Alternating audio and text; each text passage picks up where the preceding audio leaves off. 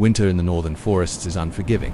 Temperatures fall low enough to freeze rivers solid, food becomes scarce, and predators face the constant pressure of survival. For wolves, winter is normally a season of strength. Packs hunt cooperatively, share warmth, and rely on one another. But for one wolf, this winter would become a test beyond anything his instincts had prepared him for. He had once been a strong member of his pack, a mid-ranked male known for endurance rather than aggression. But during a territorial dispute with a rival pack, he suffered a deep wound along his hind leg, a single bite powerful enough to tear muscle and cripple his ability to run. What should have been a brief encounter turned into a serious injury, and when the pack moved on to follow migrating prey, he struggled to keep up, limping heavily behind the others. Wolves don't abandon out of cruelty. They abandon out of necessity. A pack must move as one, and eventually, the injured wolf fell farther and farther behind until the shapes of his packmates disappeared among the trees, leaving him alone in a landscape that demanded constant strength.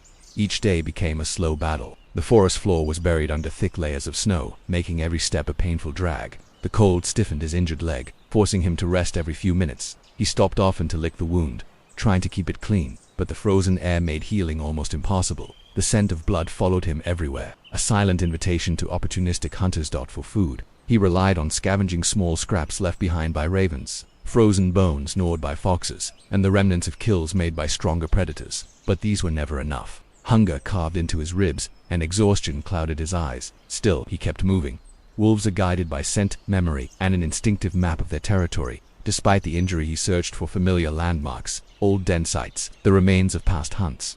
Tree trunks scratched by his pack, but snow buried everything, making the land feel unfamiliar. His once strong connection to his territory began to fade, and he wandered deeper into the forest. Nights were the hardest. The temperature dropped sharply, and the wolf curled tightly into the snow, using his tail to shield his nose from the cold. His breath froze against his fur, forming small crystals around his muzzle. Every sound, cracking branches, shifting ice, distant howls kept him alert. Predators moved quietly at night. On the third night alone, a pair of coyotes followed him at a distance. Sensing weakness, they trailed him for hours, waiting for him to collapse. The wolf turned often, baring his teeth, growling low in his throat. He knew he couldn't fight them both in his condition, but the coyotes never found an opening, and by dawn they slipped back into the trees. As days passed, the wolf's strength faded. His limp grew worse. The wound froze and thawed, then froze again. Infection began to set in. His world narrowed to two goals: stay warm and keep moving.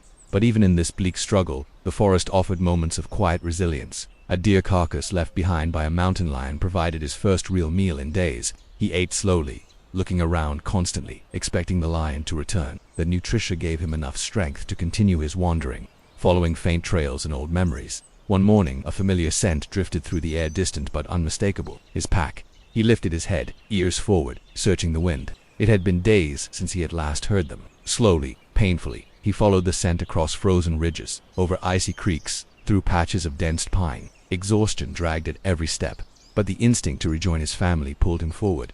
Then came a sound that cut through the quiet forest, a howl, long, steady, and unmistakably from his own pack. He answered with a weak howl of his own. The call was broken, trembling, barely strong enough to rise above the wind, but it carried far enough.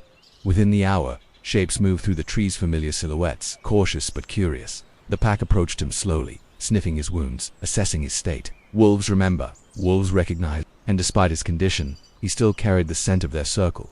Acceptance was not dramatic, not loud. It was quiet, a few nudges, soft growls of recognition. One wolf stood beside him, supporting him as he tried to stand in the wild. Survival doesn't come from never falling. It comes from not giving up, even when the forest seems determined to take everything from you.